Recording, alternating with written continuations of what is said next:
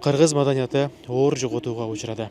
Кечээ 25 мартта 71 жаш кураганда Кыргыз Республикасынын эл артисти, белгилүү театр жана кино актеру Абдыкалык Акматов оорудан улам дүйнөдөн кайтты. Кыргыз Республикасынын театр ишмерлер союзунун жана кинематографисттер союзунун мүчөсү, таланттуу актер Абдыкалык Акматов 1955 жылы Ош облусунун Ноокат районунун Ак Булак айылында туулган. Алгачкы чыгармачылык чейрин 1975 жылы Ош облустук Ибраимов атындагы драма театрында жарык берүүчү кесибинен баштаган. 1978 жылы Москва шаарындагы Бүткүл Союздук кинематография институтунун актердук чеберчилик факультетин аяктап, кино актер адистигине ээ болгон. Аталган институтту ийгиликтүү бүтүргөн соң бүтүндөй өмүрүн киного жана сахнага, жалпы эле чыгармачылыкка арнады.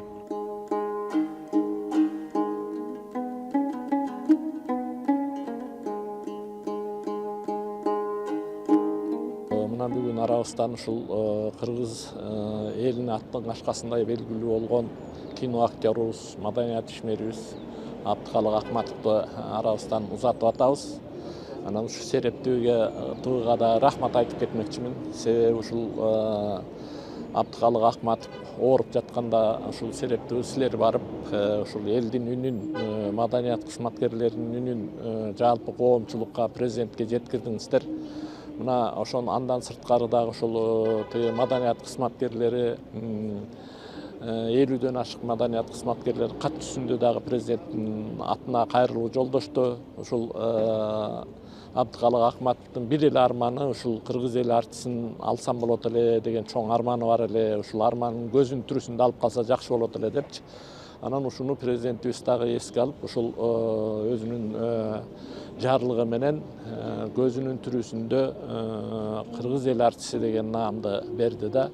Мына ошону угуп кубанып, аябай Абдыкалык мындай толкунданды ушул сыйлыкты көзүнүн тирүүсүнө алгандыгына. Анан ушу көзүнүн тирүүсүндө ушундай сыйлыкка жетип калганына биз дагы аябай кубандык. Анткени бул Абдыкалык Акматов кыргыз элинде аттын кашкасындай белгилүү болгон чоң талант, чоң актер эле. Анан эми көпчүлүк учурда бул кишинин сүрөтүн көргөндөр муну тааныбайт экенбиз деп калышат экен. Тааныбайт экенбиз дегенинин башкы себеби Абдыкалык дээрлик баардык ролдорун грим менен ойногон да, грим деп. Анан өзгөчө карын ролун ойной эле.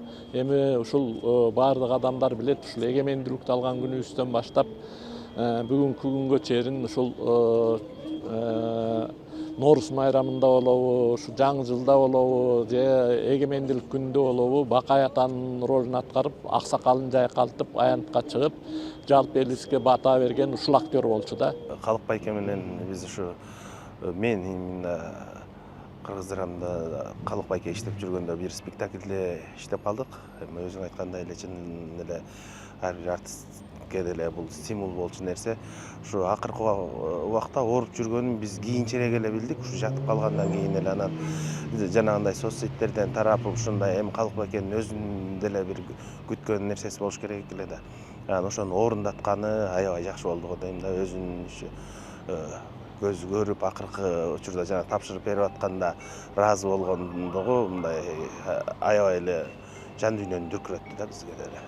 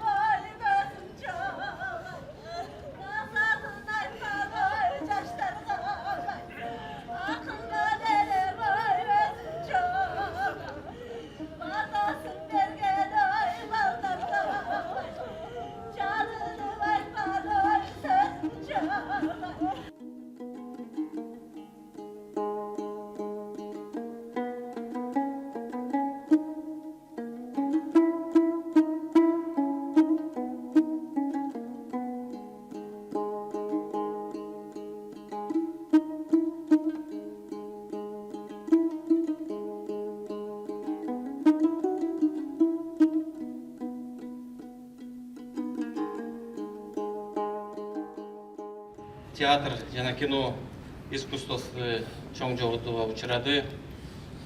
2026 жылдын 25 мартында улуттук театр жана кино искусствосунун көрнөктүү өкүлдөрүнүн бири Кыргыздын Бакай атасы, сыймыгы, Кыргыз Республикасынын эл артисти Абдыкалык Акматов 71 жашында бул жарык күнү менен кош айтышты. Кандай гана мамлекеттик иш-чара болбосун, Бакай атабызга айланып батасын берген, элдин амандыгын, ынтымагын, жерибиздин бүтүндүгүн, өлкөбүздүн эгемендигин, түбөлүктүүлүгүн тилеген, кайсы гана ролду аткарбасын, өтөсүнө чыгып, кинодо да, театрда да керемет образдарды жараткан агабыздын жаркын элеси кыргыз элинин жакын саналаштарынын, замандаштарынын жүрөгүндө түбөлүп сакталат. Кыргыз Республикасынын президентинин атынан сөз Кыргыз Республикасынын президентинин кеңешчиси Абыкеев Чоконбек Абыкеевичке берилет. Маркумдун жакындарына, бир туугандарына, үй бүлөсүнө терең кайгыруу менен көңүл айтып, аза кайгысын тең бөлүшөбүз. Маркумдун жаткан жери жайлуу топурагы торко болсун. Кыргыз Республикасынын президенти Садыр Нуркожоевич Жапаров. Замандаштардын атынан сөз Кыргыз Республикасынын эл артисти Табылды Актановго берилет.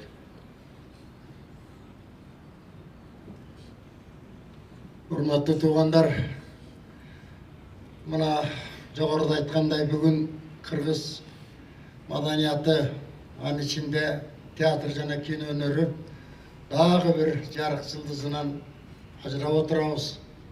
Өтө кейиштүү, мезгилсиз арабыздан бөлүнүп кетип отурат калык иним. Биз калык экөөбүз жекелеп биргиштешкен адам катары эмес. Экөөбүз мындан 30 жылдан ашуун мурда нарындан чогуу иштешип баштаганбыз. Андан кийин мына ушул театрдан чогуу иштештик. Эми ушул азыркы мезгилде Манас театрында иштеп аттык эле. Мен калыктын эми бир жогоруда айтып өттү, таланты өнөрү боюнча. Мен ушул калыкты чогуу иштешкен адам катары эмес, бир тууган катары болуп калдык эле. Калык экөөбүз бир туугандай. Ушол калыктын өзгөчө боорукерлиги, өзгөчө жөнөкөйлүгү, элпектиги, ишке болгон өзүнүн мамилеси өтө өзгөчө эле. Жаткан жериң жайлуу болсун, топурагың торко болсун иним. Бейиштен орун ал. Айлаганча кош деп айтууга арга жок. Кош иним, кош. Жакын саналаштардын атынан Кыргыз Республикасынын эмгек сиңирген артисти Сманбеков Темирлан Камашевичке берилет.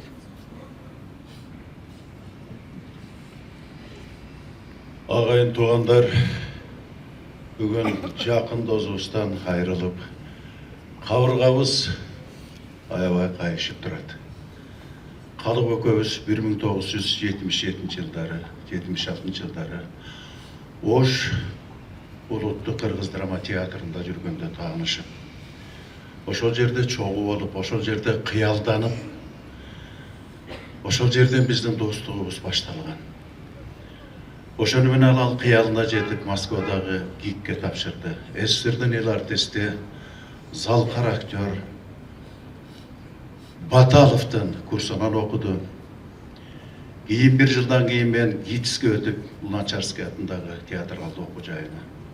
Ошол жерде дагы 5 жыл экөөбүз жетелешип чогуу жүрдүк. Биз студент кезде оокат кылыш үчүн эрте менен эрте туруп каар күрөйбүз. Каар калың түшкөндө калык келет жардамга. Мени менен кошо каар күрөп жардам берет. Мына ушундай эри шаркак болуп жүрдүк. Кийин Кыргызстанга келгенде мен ошол Бакенгидеги мамлекеттик жаштар театрына келгенде какем ошол жерге келди. ошол жерде чогуу иштедик. Кийин Муса Жаңгазиев атында Бурчак театрына өткөндө Какем кошо менен ошол жерге барды. Ал жерде чогуу жүрдүк. Кийин Абдымомун атындагы Кыргыз Улуттук академиялык драма театрына келгенде Какем менен кошо келди. Бул жерде чогуу жүрдүк. Темирлан, мен ушунчалык комуз чапканга кызыгып жүрөм. Досум кайсы жерге отуруп, кайсы жерден ишкана ачабыз.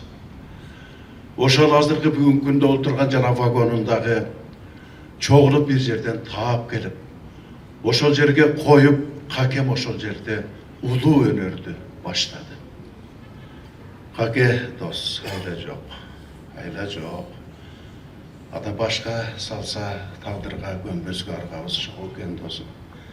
Жаткан жериң жайлуу, топурагың торко болуп, жараткан Алла Таалам бейишиңден берип, эми досум түбөлүккө тынчукта. Кыргыз Республикасынын эл артисти Абдыкалык Акматовду акыркы сапарга узатуу зыйнатын жыйынтыктайбыз. Абдыкалыкка кошуңуз, бейиштен орун алыңыз.